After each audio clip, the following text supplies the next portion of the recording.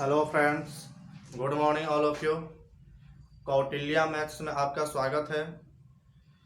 आज मैं आप लोग को एलिगेशन यानी मिक्सचर से बताऊंगा, यानी मिश्रण ना।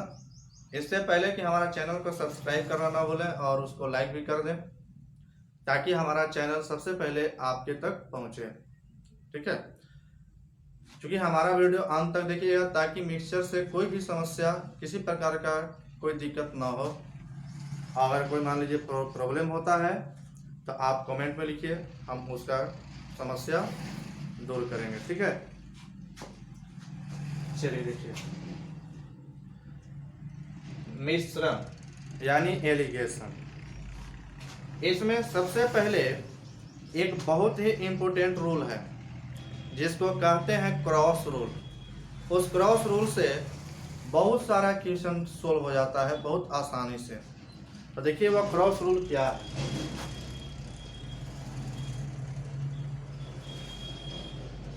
जैसे मान लीजिए, मिश्रण किसको कहते हैं? मिश्रण जब कोई भी दो या दो से अधिक पदार्थ को जब हम किसी भी अनुपात में मिलाएंगे तो वही ना मिश्रण कहलाएगा। तो जैसे मान लीजिए एक प्रकार का जो द्रव है, कोई वस्तु है, उसका मूल्य है C1 रुपए प्रति केजी, और दूसरा प्रकार का जो वस्तु है उसका मूल्य है C2 रुपए प्रति केजी।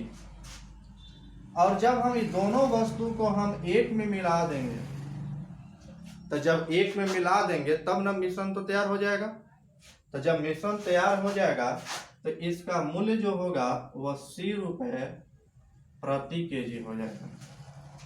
ठीक है, इसका मूल्य जो होगा वह C रुपए प्रति केजी होगा।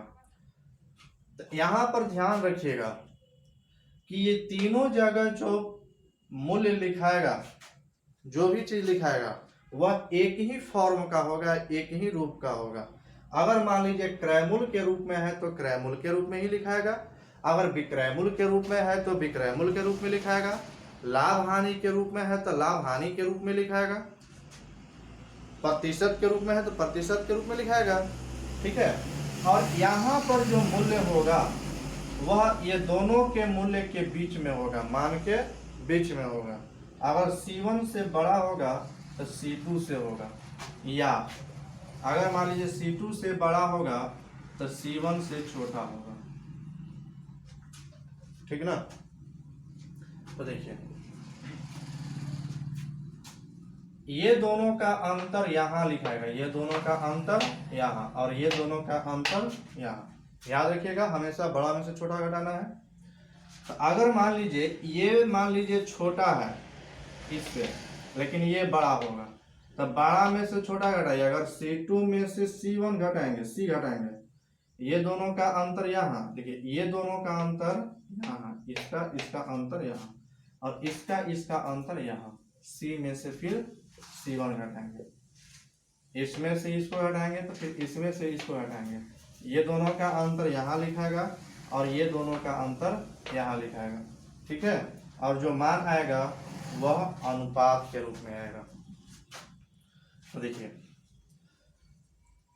एक प्रकार का कोई द्रव है जिसका मूल्य है C1, दूसरा प्रकार का कोई द्रव है जिसका मूल्य है C2, और दोनों को जब मिला देने के बाद जब कोई मिश्रण तैयार होगा तो उसका मूल्य होगा C रुपए प्रति केजी। यानी ध्यान रखिएगा कि यहाँ पर जो भी मान आएगा ये दोनों के बीच में आएगा।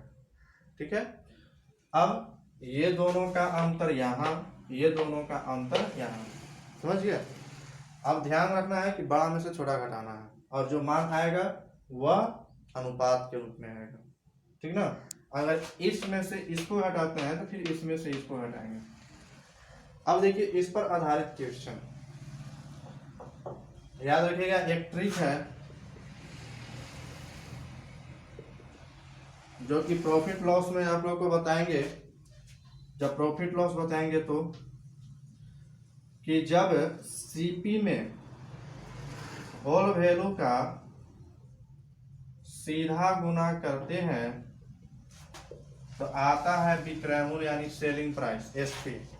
ठीक है, जब एसपी में होल वैल्यू का उल्टा गुना करते हैं तो आता है सीपी यानी क्रैमूल, कॉस्ट प्राइस। सीपी यानी कॉस्ट प्राइस में क्रैमूल में और होल वैल्यू का सीधा गुना तब विक्रैमूल आएगा, विक्रैमूल में होल वैल्यू का उल्टा गुना तो क्रैमूल आएगा। अगर मान लीजिए कोई क्रैमूल विक्रैमूल के रूप में दे देगा तो आपको चेंज करना होगा ना, दोनों जगह मान लीजिए क्रैमूल है तो यहाँ भी क्रैमूल होना चाहिए। अब देखिए क्वेश्चन,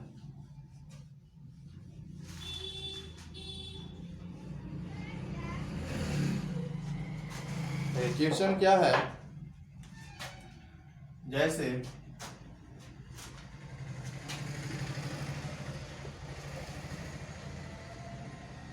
6.20 रुपए प्रति केजी वाला चावल एवं 6.70 रुपए प्रति केजी वाली चावल को, या इसको 72 कर दीजिए,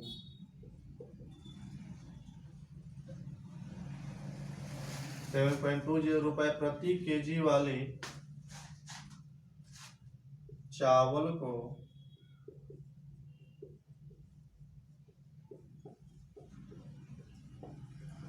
किस अनुपात में मिलाया जाए ताकि मिश्रण का भाव 6.5 रुपए प्रति केजी हो जाए।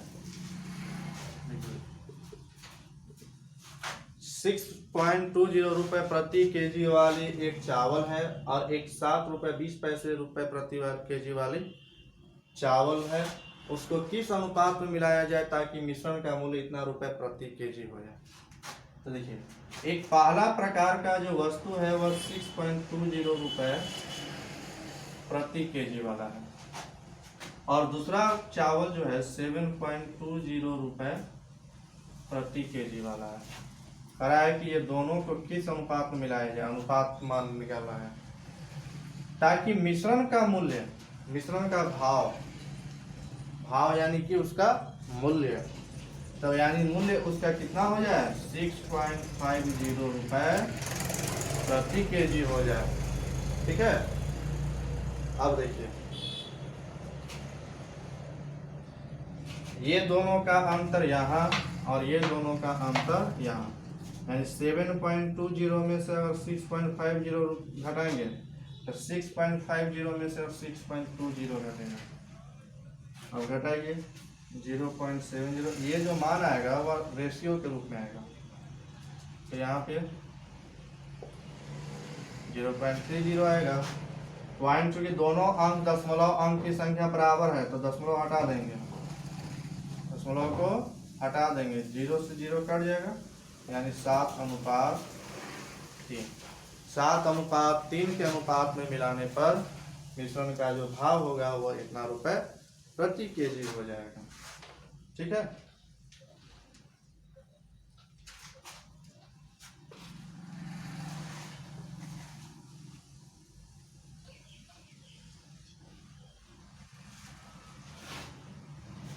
अब जैसे अगला क्वेश्चन देखिए,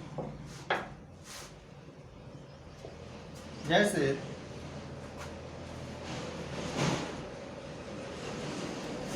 एक पंसारी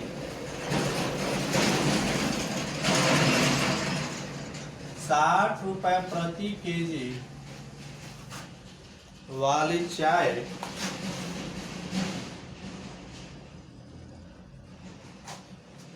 तथा 65 रुपए प्रति केजी वाली चाय को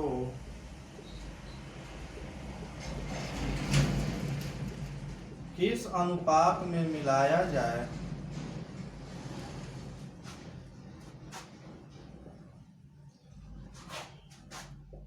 ताकि मिश्रण को 68.20 रुपए प्रति केजी के भाव से बेचने पर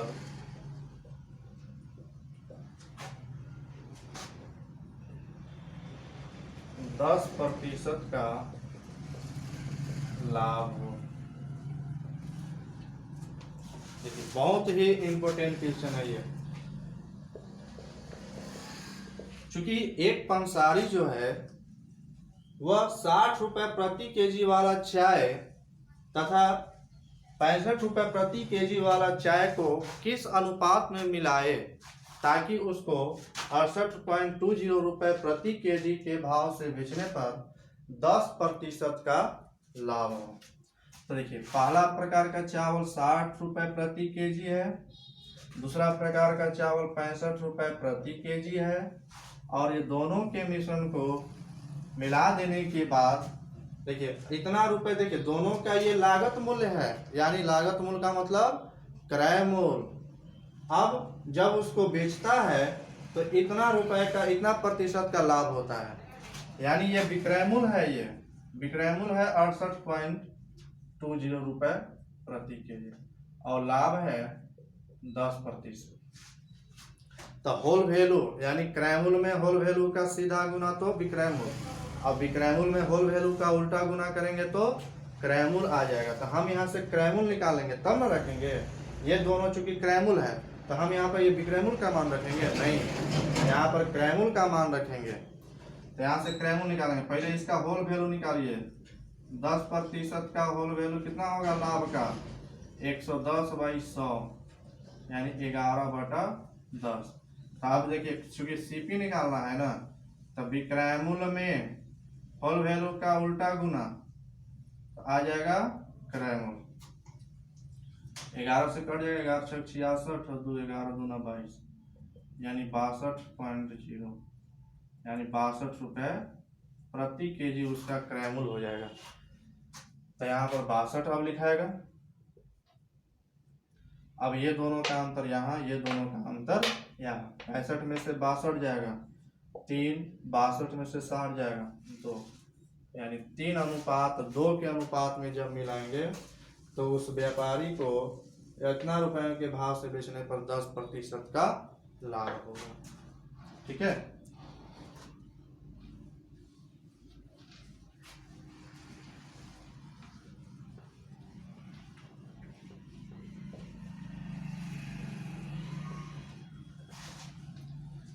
अब जैसे देखिए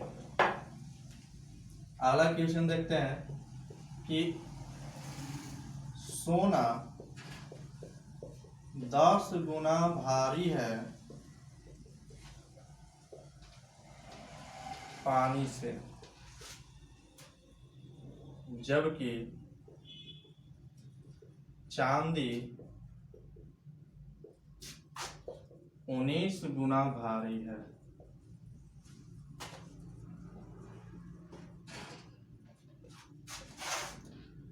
सोना और चांदी को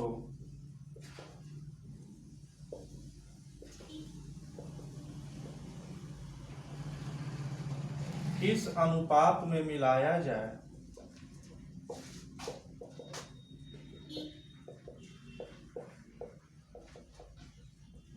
ताकि मिश्रण 12 गुना पानी से 12 गुना भारी हो जाए। ये भी बहुत इंपॉर्टेंट क्वेश्चन है, ये कई बार बैंक एसएससी रेलवे के एग्जाम में पूछा है। देखिए क्योंकि सोना और चांदी, यहाँ पर दो प्रकार के धातु हैं, एक तरफ लिखेंगे सोना तो एक तरफ लिखेंगे चांदी। सोना चूंकि 10 गुना भारी है लेकिन चांदी जो है 19 गुना भारी है। ठीक है, और जब ये दोनों को मिलाया जाता है, यानी किस अनुपात में मिलाया जाए ताकि मिश्रण का भार पानी से 12 गुना भारी हो जाए। ये दोनों का मिश्रण कितना गुना होना चाहिए 12 गुना।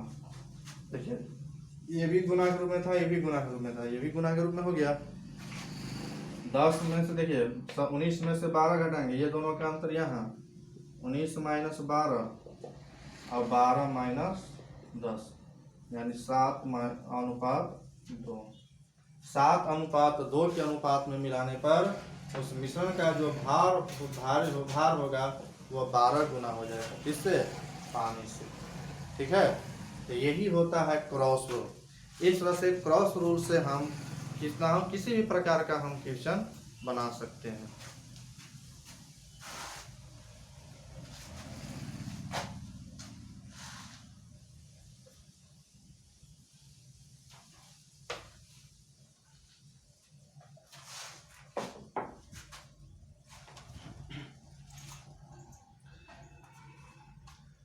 अब जैसे एक बहुत ही इंपॉर्टेंट ट्रिक है, जैसे अगर मान लीजिए एक बर्तन में दूध भरा हुआ है, उसमें हम क्या करते हैं कि कुछ लीटर दूध निकाल करके उसमें पानी मिला देते हैं, फिर उसमें से कुछ लीटर मिश्रण निकाल करके फिर उतना ही पानी मिला देते हैं।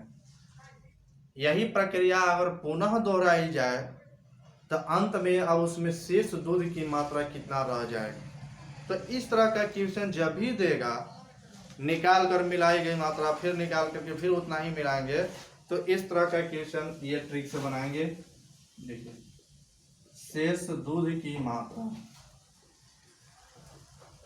बराबर होता है a इंटू 1 माइनस b बटा a के power n। a into 1 minus b बटा a के पावर n। तो a क्या होता है? a जो होता है दूध की प्रारंभिक मात्रा होता है। b क्या होता है? निकाल कर मिलाई गई मात्रा होता है। और n क्या होता है? प्रक्रियाओं की संख्या होता है। प्रक्रियाओं की संख्या यानी कै बार यह प्रक्रिया दोहराया गया। ठीक है, चलिए देखिए अब इस पर आधारित क्वेश्चन चलते हैं।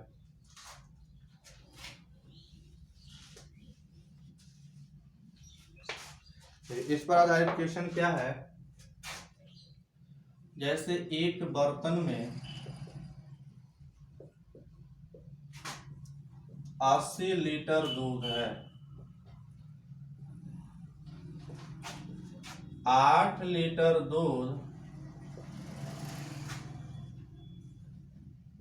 उसमें से 8 लीटर दूध निकाल कर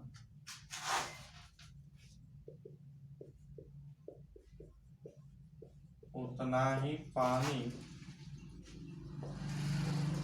मिला दिया जाता है। यही प्रक्रिया 2 बार और दोहराई गई तो शेष दूध की मात्रा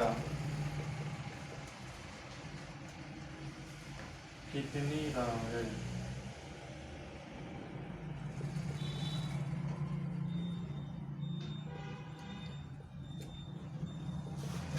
यानी अब उस बर्तन में शेष दूध की मात्रा कितनी रह गई है। क्योंकि यहाँ पर इस तरह का क्वेश्चन बनाने के लिए बताए थे फॉर्मूला, शेष दूध की मात्रा बराबर a इंटू 1 माइनस b बटा a के पावर n होता है। नहीं होता है, यहाँ पर a क्या होता है? a दूध की प्रारंभिक मात्रा कितना है? 80 लीटर। अब 1 माइनस बी क्या होता है, निकाल कर मिलाई गई मात्रा। तो बी यानी निकाल कर मिलाई गई मात्रा कितना है, 8 लीटर दूध निकाल कर उतना ही पानी मिला दिया जाता है। तो बी का मान 8 बटा ये है 80। अब कै बार यह दोहराया गया, एन होता है प्रक्रियाओं की संख्या। तो देखिए चूंकि एक बार तो ये 8 लीटर दूध निकाल करके उतना ही पानी मिला दिया जाता है, फिर यही प्रक्रिया 2 बार और दोहराई जाती है, तब 3 बार में हो गया, 2 बार और एक बार पहले, तो 3 बार, तो पावर 3 हो जाएगा। 80 इंटू 10 से कम 10, 10 में से भी जाएगा 9 बटा 10, पावर 3 है तो 3 बार गुना,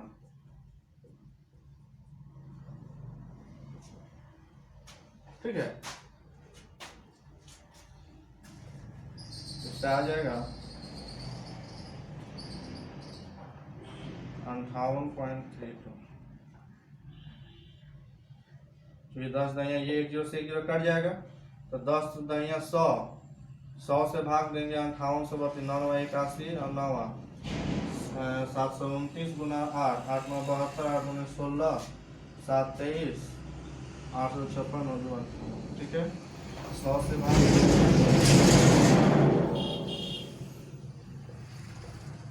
58.32, यही आंसर हो जाएगा, ठीक है।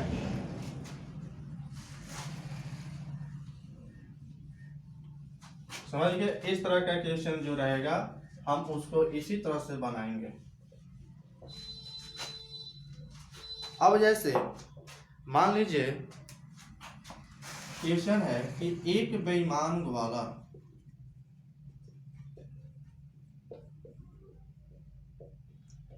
अपना दूध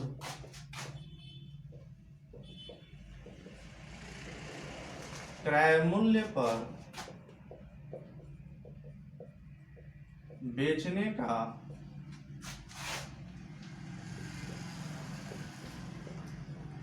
दावा करता है और 25%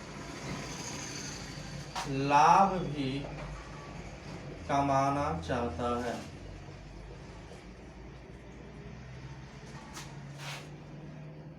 तो उसे उसमें कितना पानी मिलाना होगा ताकि जिसका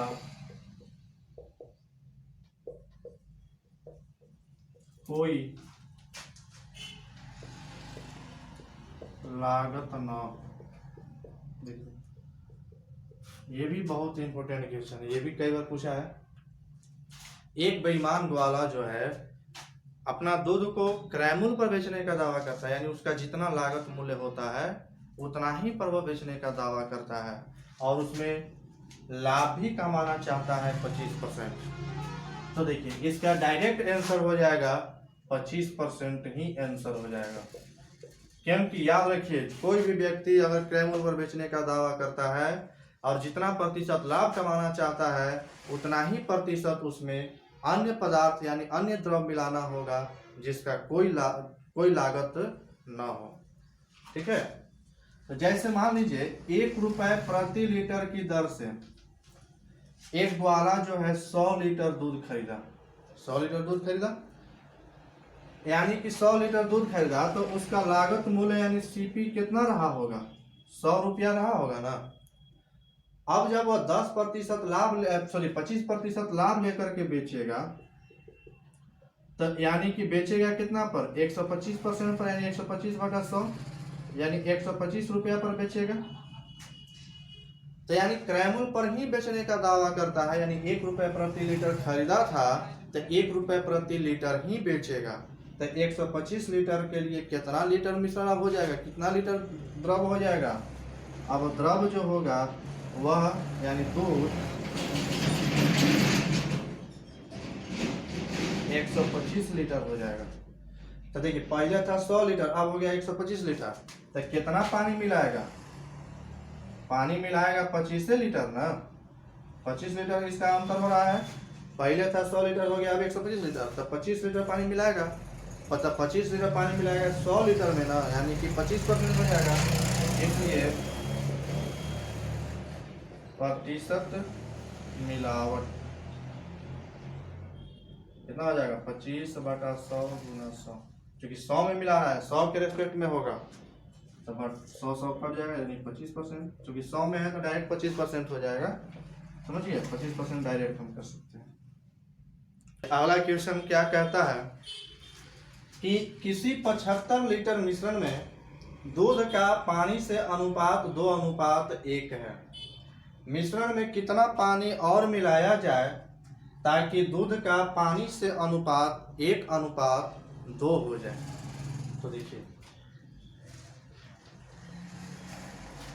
दूध और पानी का अनुपात पहले कितना था, 2:1।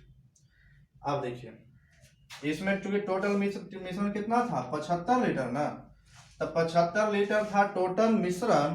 अनुपात के रूप में है कितना टोटल मिश्रण, अनुपात के रूप में टोटल है 3, 2:3, अनुपात के रूप में 3, लेकिन टोटल लीटर में 75 लीटर। तो एक का मान 25 लीटर, कितना हो जाएगा 25 लीटर। तो इसका मान 25 दूना 50 लीटर, और इसका एक का मान 25 लीटर, यानी दूध जो है 50 लीटर, तब पानी कितना है 25 लीटर है। तो अब कह रहा है कि मिश्रण में कितना पानी और मिलाया जाए, मिश्रण में कितना पानी और मिलाया जाए ताकि दूध का पानी से अनुपात 1:2 हो जाए।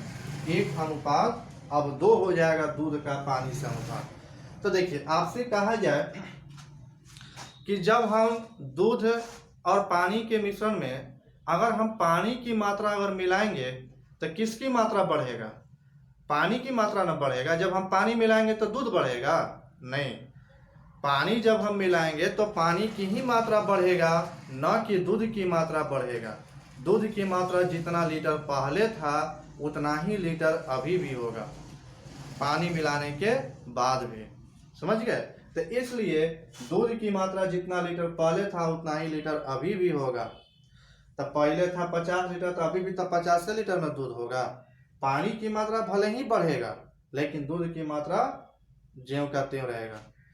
तो देखिए, 50 लीटर है तो इसको 50 बनाने के लिए क्या से गुना करना होगा, 50 से गुना कर देंगे, क्योंकि एक का यानी कि दूध की मात्रा हमको 50 लीटर करना है ना, 50 लीटर में दूध होगा। तो एक में 50 से गुना करेंगे तो 50, और इसमें गुना करेंगे तो 50 दूना के 100। अब देखिए, दूध 50 लीटर तो होगा ही, अब पानी जो है वह 100 लीटर हो जाता है। पहले था 25 लीटर, अब हो जाता है 100 लीटर। तो कितना लीटर बढ़ गया, 75 लीटर में बढ़ गया। तो 75 लीटर अब पानी इसमें मिलाया गया होगा, यानी मिलाई गई पानी की मात्रा कितना होगा, 75 लीटर होगा। समझ गए, इसी तरह से ये बनेगा।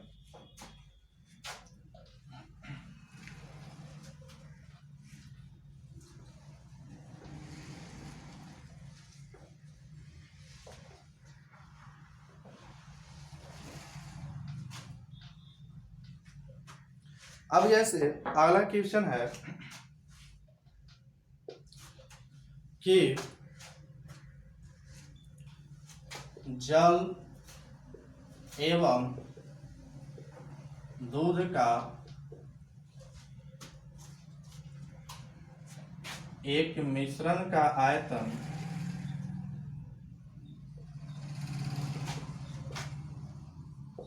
40 लीटर है।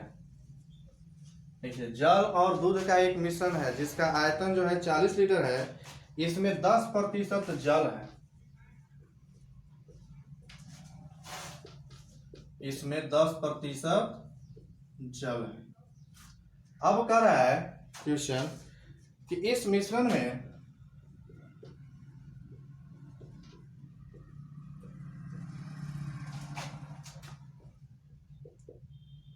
और कितना पानी मिलाया जाए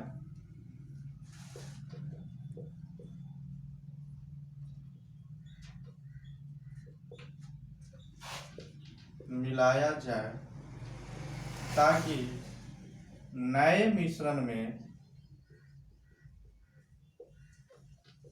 पानी की मात्रा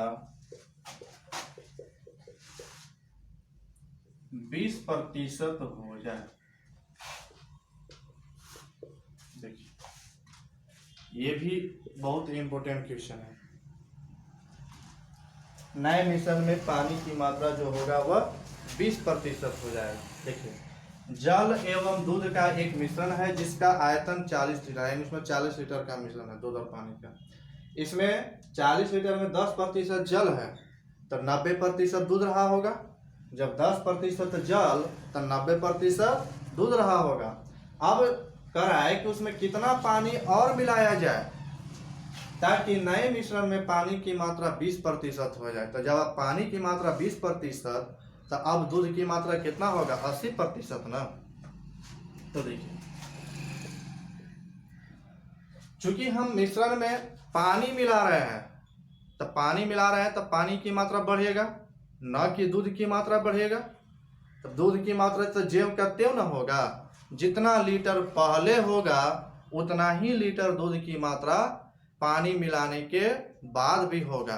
तो यहाँ पर हम दूध की मात्रा दोनों कंडीशन में बराबर कर देंगे। तो जब बराबर कर देंगे तो इसमें जो क्वेश्चन पूछ रहा है मिलाएगी पानी की मात्रा, वो आ जाएगा। देखिए कैसे बनाते हैं। क्योंकि 40 लीटर मिश्रण था, प्रारंभ में कितना लीटर का मिश्रण था? 40 लीटर, जिसमें क्योंकि हमको दूध की मात्रा को बराबर करना है, न कि पानी की मात्रा। पानी की मात्रा मिलाया जा रहा है तो पानी की मात्रा बढ़ेगा। तो 40 लीटर मिश्रण में चूंकि 10% जल है तो कितना प्रतिशत दूध होगा? 90% ना। यानी 40 लीटर का 90% दूध की मात्रा हुआ। अब मान लीजिए कि इसमें हम 1 लीटर पानी मिला दिए। 40 लीटर मिश्रण में हम 1 लीटर पानी मिला दिए। 1 लीटर पानी मिला दिए तो अब इसमें पानी की मात्रा कितना हो जाता है? 20%। तो अब दूध की मात्रा कितना होगा? 80%। तो दोनों कंडीशन में दूध की मात्रा क्या होगा? बराबर होगा ना, क्योंकि पानी मिलाया जा रहा है, पानी की मात्रा बढ़ेगा न कि दूध की मात्रा। ठीक है। अब देखिए, परसेंट से परसेंट नहीं कट जाएगा, 0 से 0 कट जाएगा। 8 से 8 पचे 40, 9 पचे 45 बराबर 40 प्लस x। तो x बराबर 45 माइनस 40 यानी 5 लीटर। यानी कि मिलाई गई पानी की जो मात्रा होगा वह 5 लीटर।